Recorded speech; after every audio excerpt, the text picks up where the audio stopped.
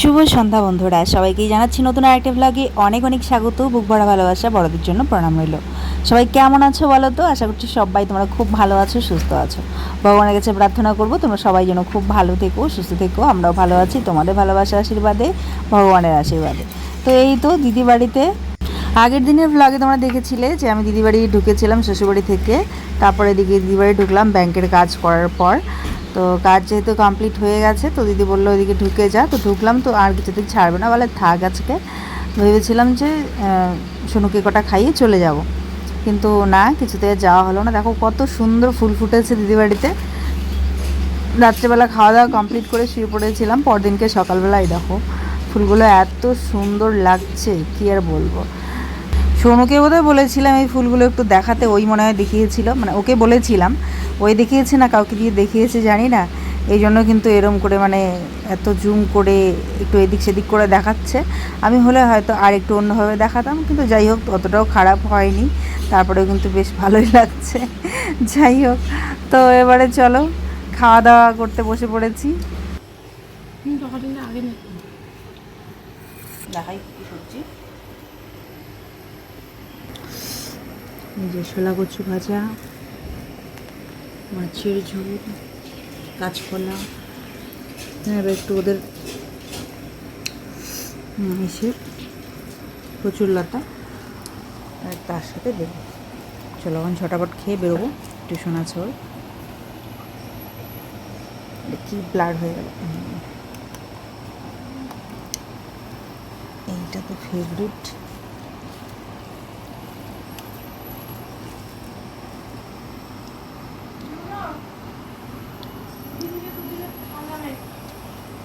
আমি ওটা নিজে তুমি ধরো।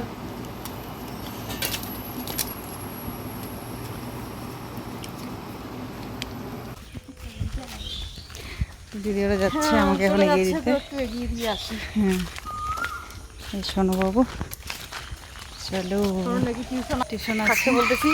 একদিন থাকলো না মানে মনটা ভরলোই না।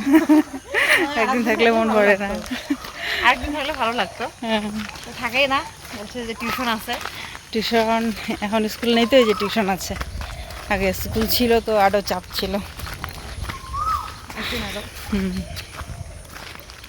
শুনুকে কি বলবো, শুনু যে আসিস, শোনো শোনু তো আসবেই, মা নিয়ে আসলে আসবেই। হ্যাঁ তোমরা যেও, তোমরা যাও না অনেকদিন ধরে, তোমরা যাবে। মা নিয়ে আসলে একজন আমার থেকেও লম্বা হয়ে গেছে, মডেল হবে। হ্যাঁ উঠে বসে না। কালি যাই, ওর টিউশন আছে তো। এলা যাই কোচবিহার জানি, পিসির ওখানে বসে আছে তাই জিজ্ঞেস করছে। হ্যাঁ ছেলের যেহেতু টিউশন আছে তাই পরের দিনকে আমরা বেরিয়ে পড়ছি। আর একদিন যেহেতু থেকেছি তাই দিদি ভাগ্নি ওদের কারো মন ভরেনি, সোনুরও মন ভরেনি। কিন্তু কি করা যাবে, এই যে টিউশন আছে, স্কুল বন্ধ থাকলেও টিউশনটা থাকে, যার জন্য আসতেই হয়। তো এই তো আমরা উঠে পড়েছি গাড়িতে, ওরা এগিয়ে দিয়ে বাড়ি চলে গেল। খুব সুন্দর চারিদিকে সবুজ সবুজ দৃশ্য দেখতে দেখতে এই খোলা গাড়িগুলোতে যেতে ভালো লাগে, বাসে একদমই ভালো লাগে না। কিন্তু যখন টাইম থাকে না তো বাস পেলে বাসেই চলে যাই, অগত্যা কিছু করার নেই। কিন্তু আমার ভালো লাগে এই ছোটো গাড়িগুলো, হাওয়া খেতে খেতে এরকম প্রকৃতির দৃশ্য দেখতে দেখতে উপভোগ করতে করতে আমি যাই। এই বিস্তীর্ণ সবুজ মাঠ ঘাট এগুলো দেখা তো দুষ্করটাও নেই, তাই না? তাই যতক্ষণ এগুলো দেখতে পাই বেশ ভালো লাগে। যে কোনো পার্সেল আসলে ওরই বেশি ইন্টারেস্ট, খুলবে কখন, কি আছে দেখবে। তো খুলুক, চলো তোমাদের সঙ্গে শেয়ার করি একটা জিনিস আজকে।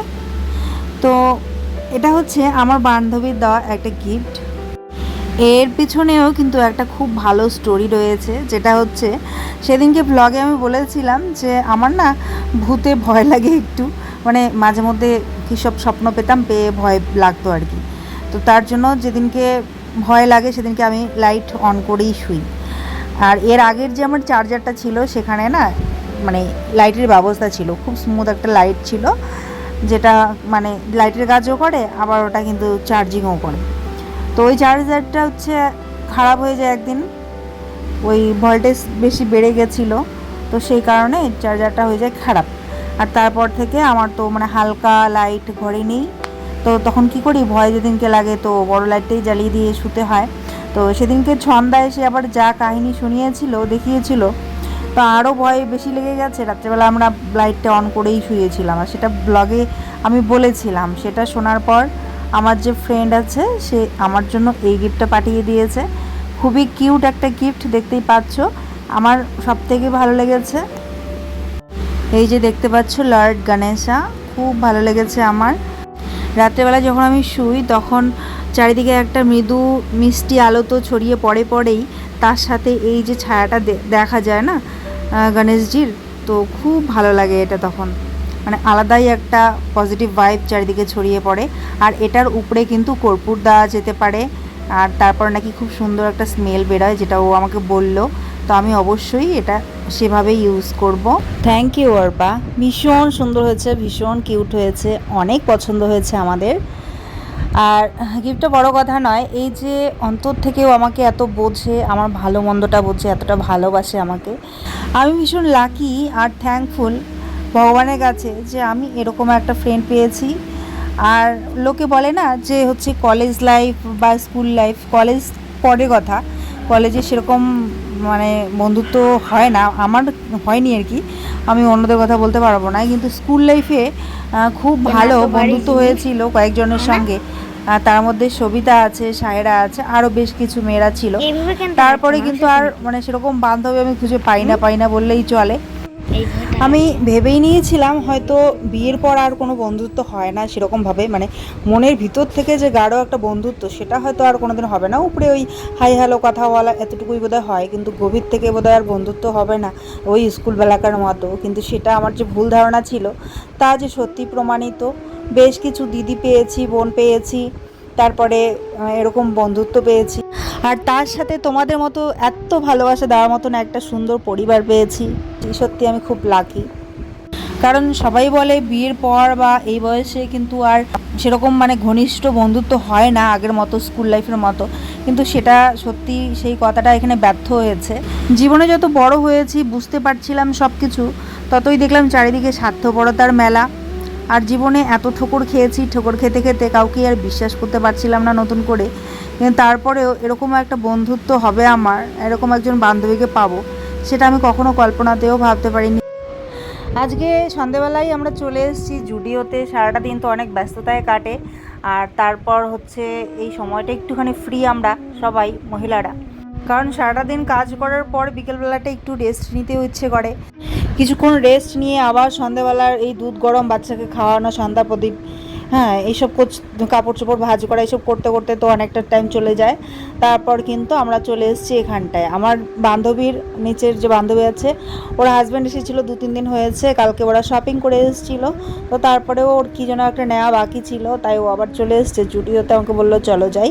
তো আমি কখনো আসিনি, একদম আমাদের রুম থেকে বেশি দূর না, কয়েক পা এগিয়ে গেলেই কিন্তু জুডিও আমাদের ঘর থেকে। তারপরেও আমি কখনো আসিনি, অনেক দিন হয়ে গেল এটা খুলেছে। তো আমারও খুব ইচ্ছে ছিল একদিন জুডিওতে যাব, দেখবো জিনিসগুলো কীরকম। কারণ টাউনের ওদিকে তো সবসময় যাওয়া হয়, কিন্তু এখানে কখনো আসা হয়নি। এখানে যদি ভালো হয় তাহলে আর অত দূর যেতে হবে না, দু পায়ে গেলেই ঘরের কাছেই কেনাকাটা করতে পারবো, শপিং করতে পারবো। দাম কীরকম জিনিসের সেটাও একটু দেখা যাবে। তো তাই জন্য আমি কিন্তু ওর সাথে চলে আসলাম। প্রচুর জিনিস রয়েছে মেয়েদের জন্য, জামা প্যান্ট জুতো সমস্ত কিছু, তারপরে মেকআপ থেকে শুরু করে এভরিথিং। ভীষণই সুন্দর ছিল সব কিছু।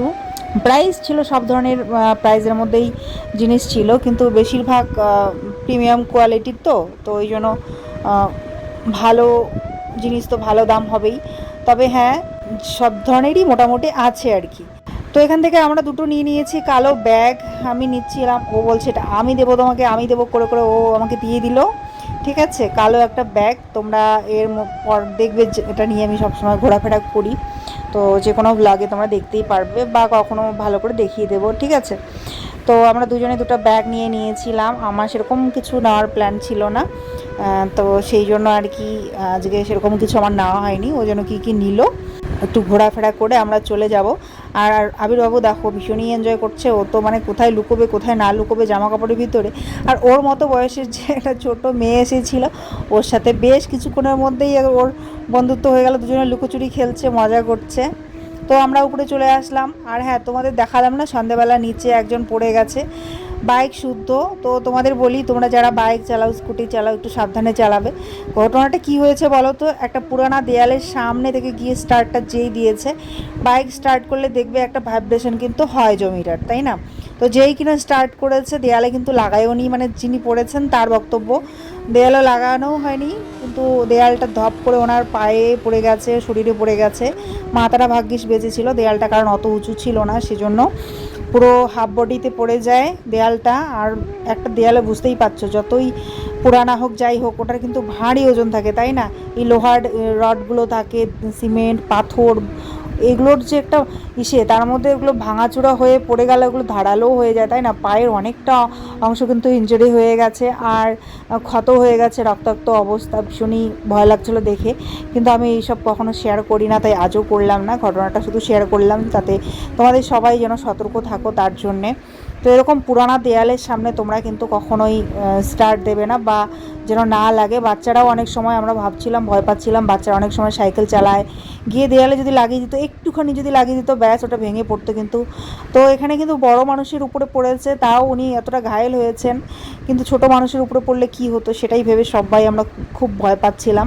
আমি একটা ধপাস করে আওয়াজ শুনে উপরে ব্যালকনির দিকে এসে দাঁড়িয়ে দেখছিলাম কি হয়েছে কি হয়েছে। তো তারপরে ছেলে মানুষ তো, মেয়ে মানুষ হলে তো ততক্ষণে চিল্লা হল্লা কান্নাকাটি শুরু হয়ে যেত। বুঝতেই পারছো ছেলে মানুষরা একটু চুপচাপ থাকে, কষ্ট সহ্য করে থাকে, কান্না সহজে করে না। তো চুপচাপ আছে, সেজন্য বুঝতেই পারছিলাম না। একজন দুজন তিনজন আসলো, তারপরে দেখছি একটু করছে, ছোটাছুটি করছে, আরও 4-5জন আসছে। তখনই আমার সন্দেহ হলো যে কিছু একটা তো হয়েছে। তো তার জন্য আমি একটু করছিলাম, সোনুও গিয়ে ওখানে দাঁড়িয়েছে, বলছে মা কী হয়েছে? আমি বলছে হয়তো কেউ পড়ে গেছে, কিছু একটা হয়তো হয়েছে। তা বলছে ভগবান মানে বেশি কিছু যেন একটা না হয় এরকম আর কি প্রার্থনা করছি। সোনুও বলছে, ও প্রে করছে আমাকে দেখে আমার সাথে সাথে। আর তারপর দেখি বেশ কয়েকজন এসেছে, তার মধ্যে 2-1জন মহিলাও এসেছে। তো তারপরে আমি না থাকতে পারলাম না, মানে কি হয়েছে আমি দেখি, গিয়ে একটু ছুটে গেলাম নিচে, গিয়ে দেখি ওরকম একটা ছেলের পায়ে পড়ে একদম খুব খারাপ অবস্থা, দুহাত দিয়ে ঢেকে আছে। ওটা নাকি মানে সোনু বলছিল যে চামড়াটা অনেকটা খুলে গেছে আর কি, এরকম অবস্থা। তো অনেকগুলো বরফ দিয়ে দুহাত দিয়ে ধরে বসে আছে চেপে, ওনাকে মানে 2-3জন ধরে নিয়ে গিয়ে দোকানের সামনে বসিয়ে দিয়েছেন। তো তারপর হয়তো হসপিটাল নিয়ে যাওয়া হয়েছে, কিছুক্ষণ ওরা বসে থেকেছিল, গাড়ি হয়তো আনা হচ্ছিল। তো তারপরে আমরা চলে আসি ঘরে। তো খুব খারাপ লাগছিল দেখে, তো তার জন্য আর কি বললাম তোমরা সবাই কিন্তু সাবধানে গাড়ি চালাবে। এখানে প্যান্ট আর শার্টগুলো আমার ভীষণ পছন্দ হয়েছে, কুর্তিও পছন্দ হয়েছে, অনেক কিছুই পছন্দ হয়েছে। তো পরবর্তীতে যখন শপিং করব তখন নিশ্চয়ই এখানটায় আসবো, ঠিক আছে? তো চলো আজকে ভিডিওটা এখানেই শেষ করছি বন্ধুরা, সবাই খুব ভালো থাকবে, সুস্থ থাকবে, সাবধানে থাকবে।